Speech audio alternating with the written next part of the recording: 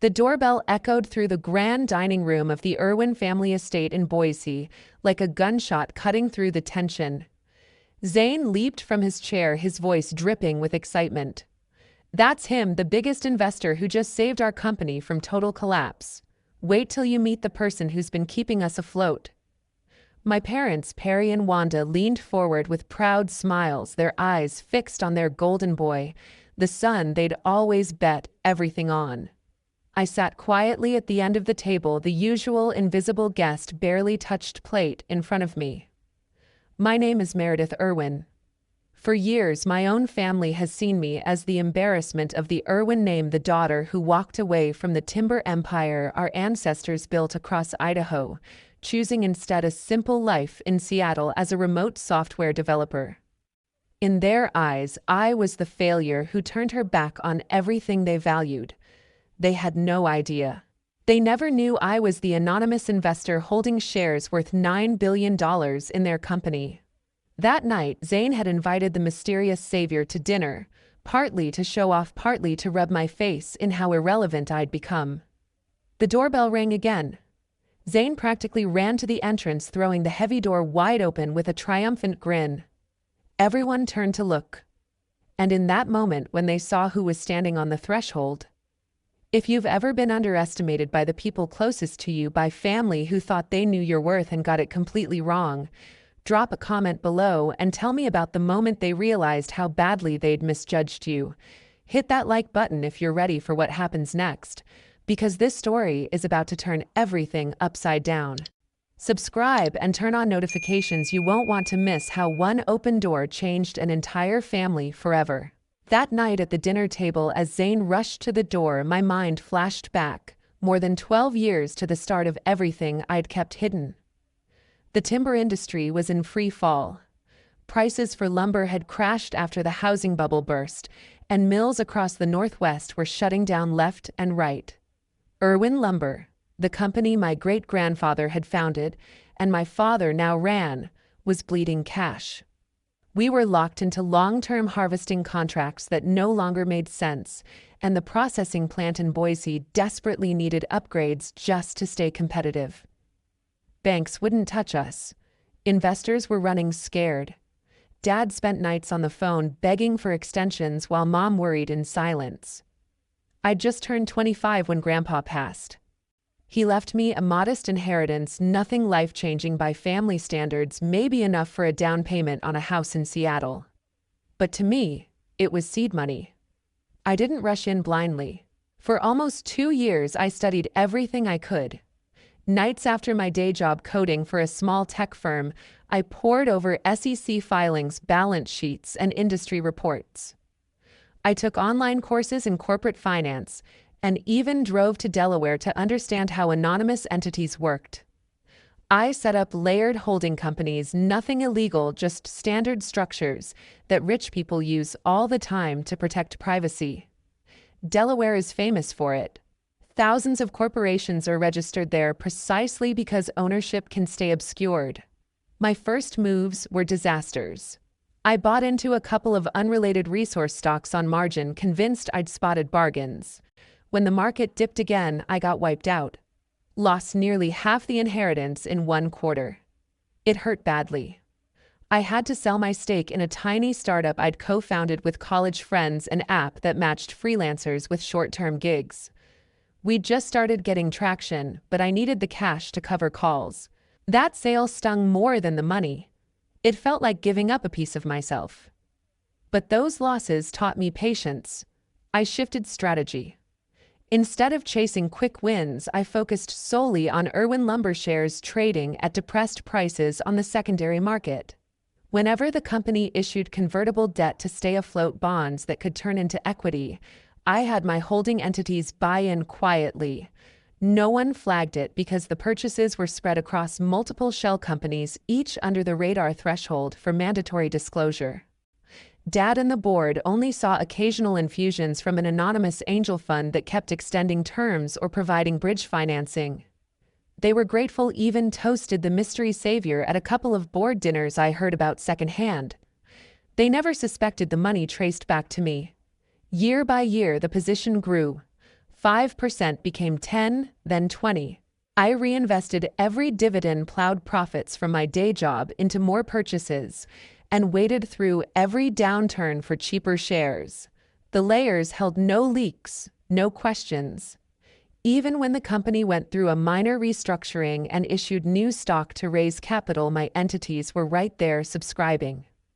By the time prices started recovering with the post-recession building boom, I'd crossed 30% without triggering any public filing requirements. I kept going, methodical, emotionless. 40% came during a rough patch when foreign competition hammered margins. 46 arrived quietly over the past couple of years as sustainable forestry certifications boosted valuations across the sector. Today, those shares are worth $9 billion on paper. And not one person in my family has ever known. I never told them, not because I wanted revenge back then, but because early on I learned how quickly they dismissed anything I said about business. Stick to your computers, Meredith, Dad once told me when I tried suggesting efficiency software for the mills. Zane laughed it off. Mom just changed the subject. So I stayed silent, built in the shadows, waited. 7 years before that dinner, I packed everything I owned into a used Subaru and drove the 420 miles from Boise to Seattle without looking back. The decision had been building for months. Every time I came home for a weekend or holiday, the conversations followed the same script. Dad would dominate the table talking harvest yields, mill throughput, or new equipment leases. If I tried to join in, maybe mention software that could optimize logging routes or track reforestation compliance, he'd cut me off with a polite but firm "Sweetheart, this is timber, not tech. Leave it to the people who know the business." Mom would smile awkwardly and change the subject to grandchildren she wished I'd give her. Zane, already positioning himself as the heir apparent even in his mid-20s, would roll his eyes and mutter something about city ideas not working in real forests. It wasn't just dismissal, it was erasure. They acted like my opinions carried no weight because I was the daughter, not the son. Because I'd chosen computer science over forestry management. Because I dared to think differently about an industry they'd run the same way for generations. I landed a remote developer position with a mid-sized software company headquartered in Seattle. The pay was solid, but nothing extravagant enough for a one-bedroom apartment in Capitol Hill, second-hand furniture, and a reliable, but boring sedan. I liked the anonymity of it. No one in my new circles knew about the Irwin name or the sprawling landholdings back in Idaho. I was just Meredith, the quiet coder who met deadlines and kept to herself. The distance helped at first. Fewer visits meant fewer arguments, but the pull to help never went away. I watched the company's public filings like a hawk. When a severe wildfire season threatened supply chains and insurance premiums spiked, I almost picked up the phone. Instead, I routed another quiet tranche through my holding entities. There were 2 moments I came dangerously close to breaking silence. The first happened during a Thanksgiving gathering 4 years ago. The market had turned again. Oversupply from Canadian mills flooded the states, driving prices down 20% in a single quarter. Dad looked exhausted, lines deeper around his eyes as he admitted over turkey that they might have to lay off a third of the workforce at the main plant. Zane, usually so cocky, sat quiet for once. I'd just crossed the 35% ownership threshold. I knew I could stabilize things with a single directed investment. After dessert, I pulled Dad aside in his study. "I've been following the numbers," I started carefully. "There's a way to structure bridge financing." That he held up a hand. "Meredith, I appreciate the concern, but this isn't the time for hobby theories. We need real solutions, not spreadsheets." His tone wasn't cruel, just final, like talking to a child who'd offered crayon drawings for a blueprint. I swallowed the rest and went back to the table. The moment passed. I never finished the sentence. The second near miss came 18 months later. A new federal regulation on sustainable sourcing was about to hit, and the company faced massive compliance costs. I drafted an email to Dad, professional, detailed, laying out how targeted capital could fund the certifications and even turn them into a marketing advantage. I attached projections showing positive cash flow within 2 years. I stared at the send button for an hour. Memories flooded back, Zane mocking my college senior project on digital forest management as video game nonsense, Mom sighing that I should find a nice man in the industry instead of wasting talent on screens. The hurt won. I deleted the draft. Those 2 moments crystallized everything. I wanted to help the company employed hundreds of families in rural Idaho, people I'd grown up around, but every attempt was met with the same wall. They didn't want my ideas.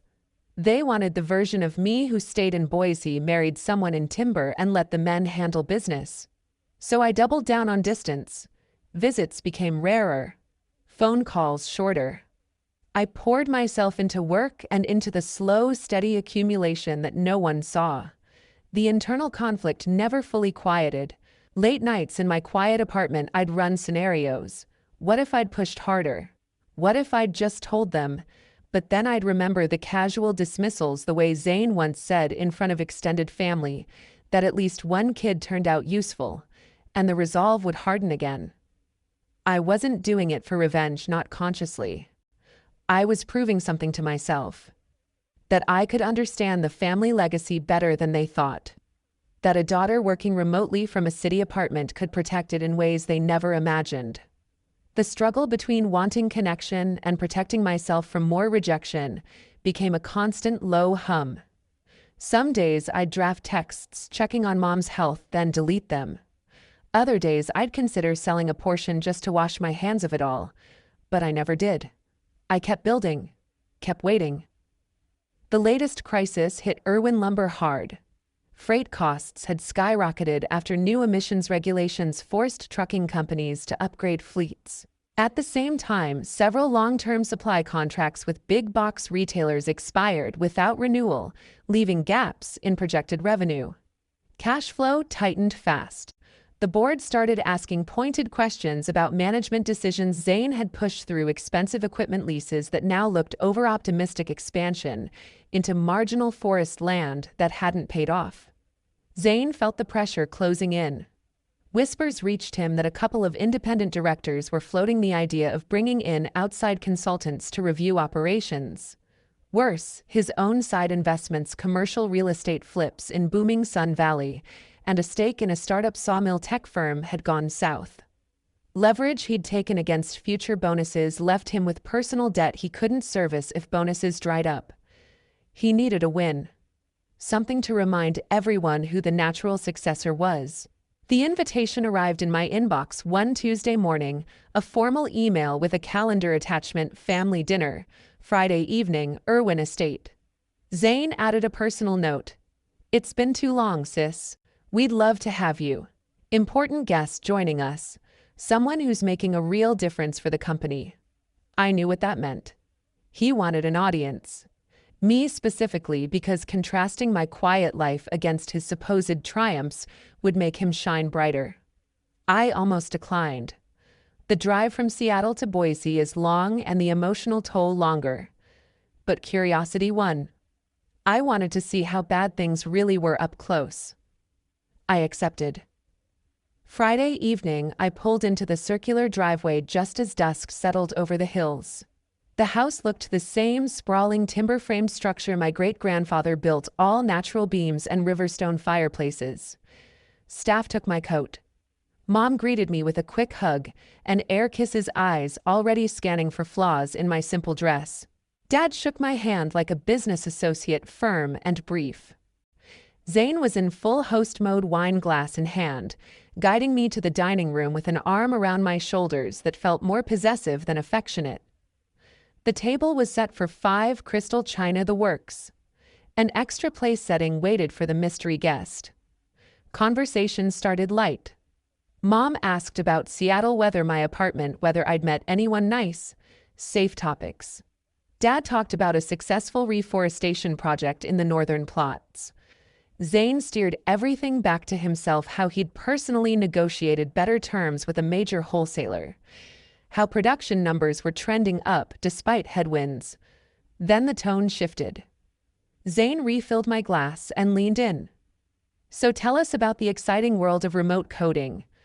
Still working from that little apartment must be nice not having real responsibility. Mom laughed softly. Some people are just built for simpler lives. Dad nodded. Not everyone's cut out for the pressure we deal with here. Takes a certain kind of person to keep a multi-generation operation running.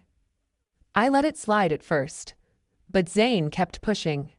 He described a recent board meeting where directors praised his crisis management. They're finally seeing what I've been telling them. I'm ready to take the reins completely.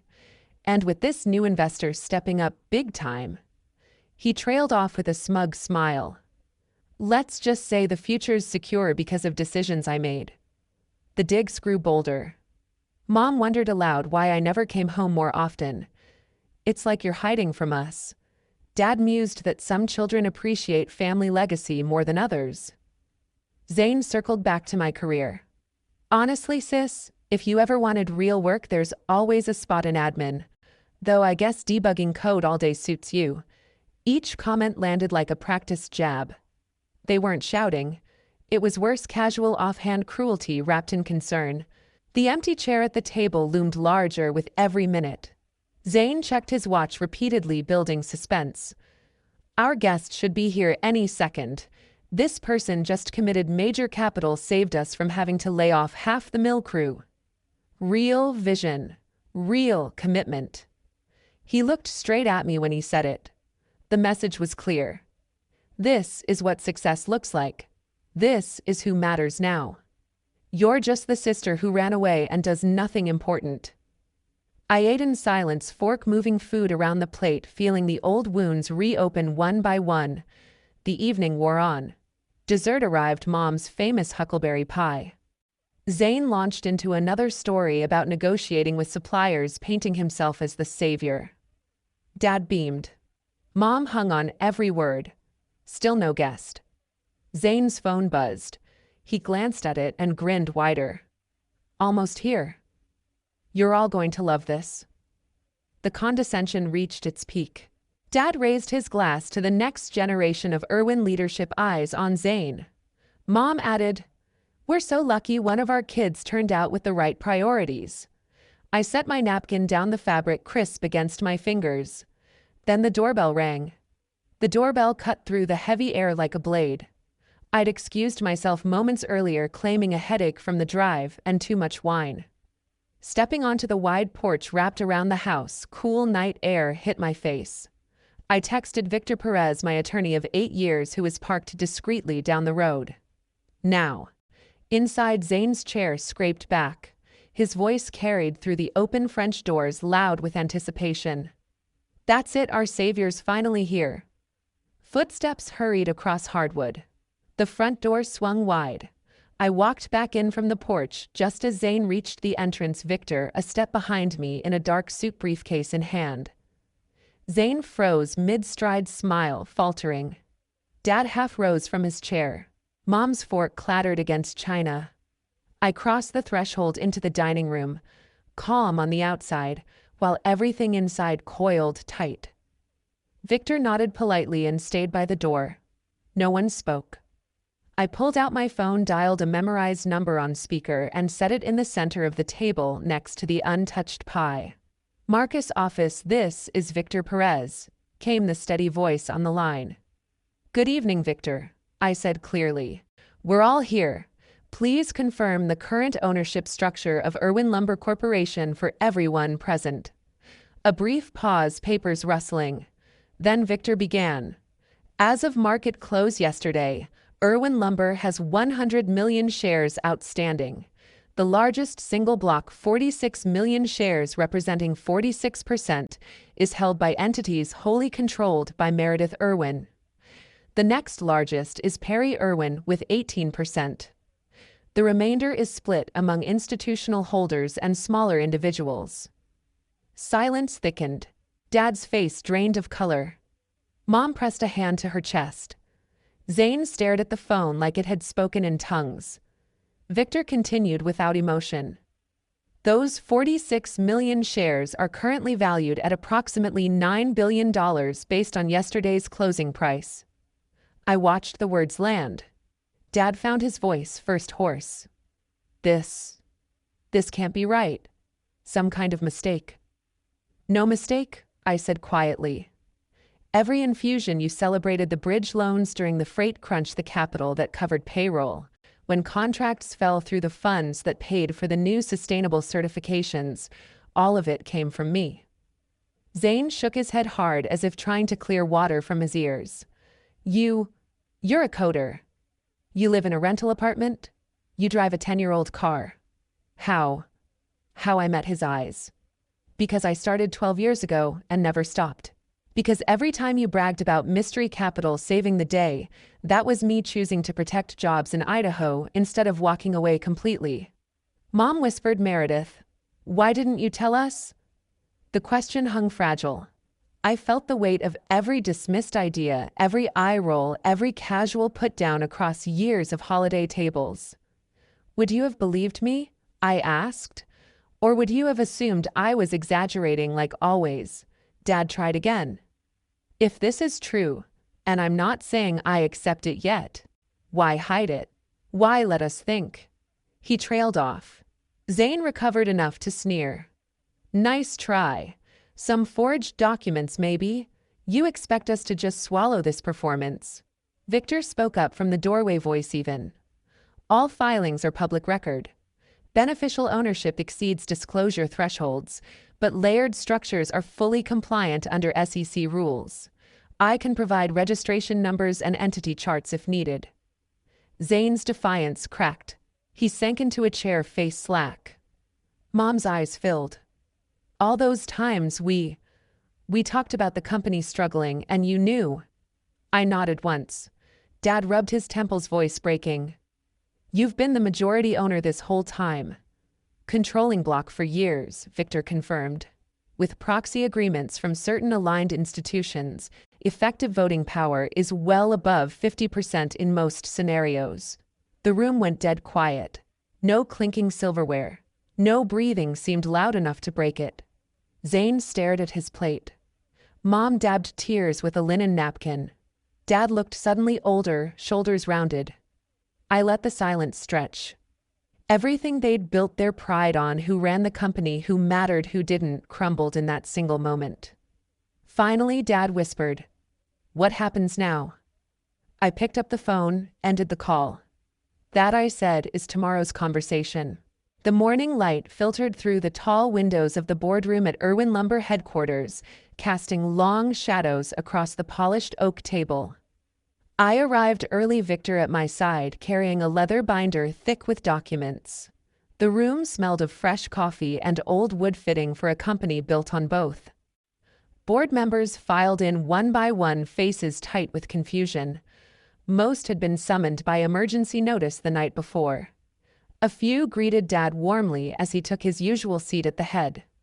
Zane hovered near him, trying for confidence, but failing. When everyone settled, 9 directors total, plus Dad and Zane as officers, I stood. Thank you for coming on short notice, I began.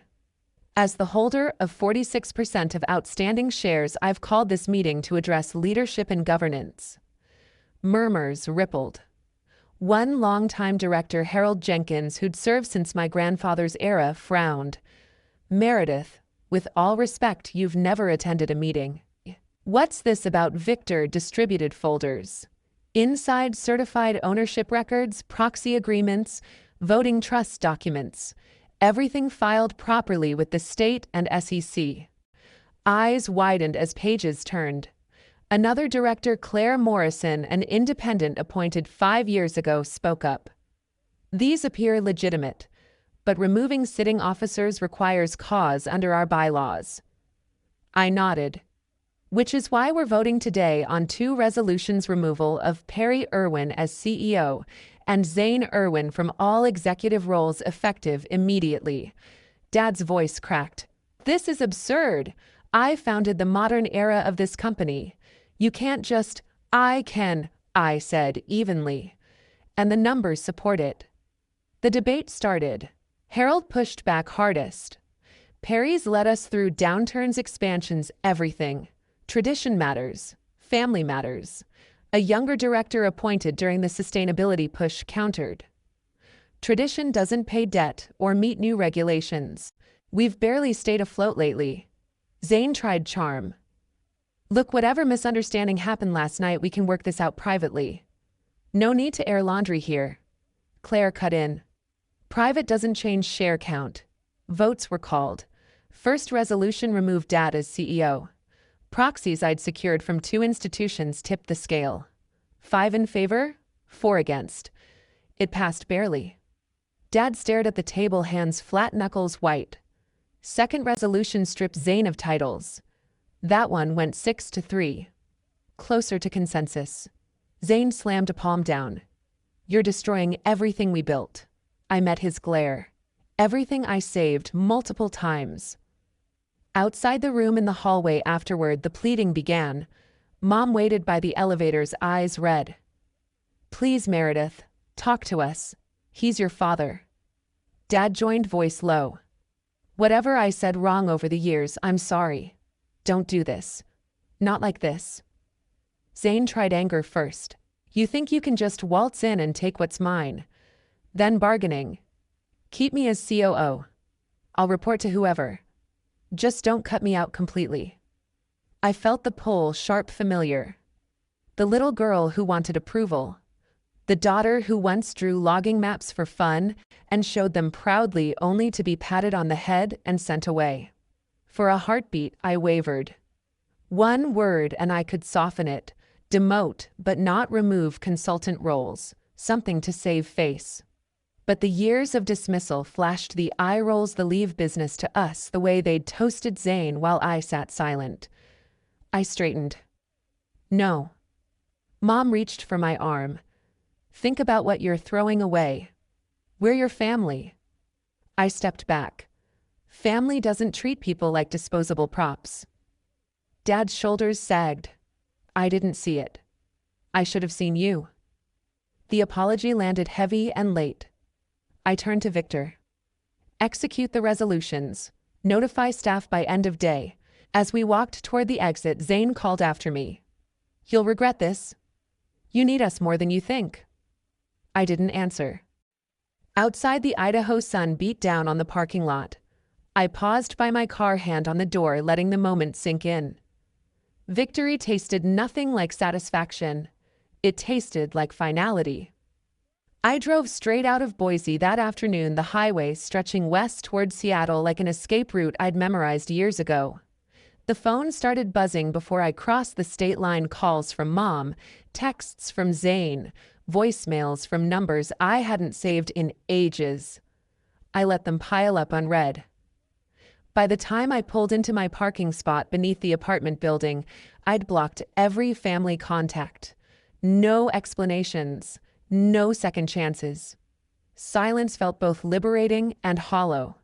I wasted no time on the company.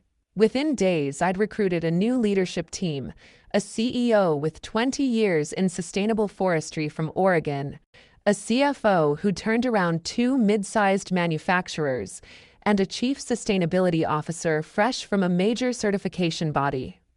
All remote-friendly, all hungry to prove themselves. We met virtually every morning at first. I laid out the vision shift from volume-driven harvesting to premium certified timber, invest heavily in reforestation tech, and target export markets in Asia and Europe, where green credentials commanded higher prices. They delivered.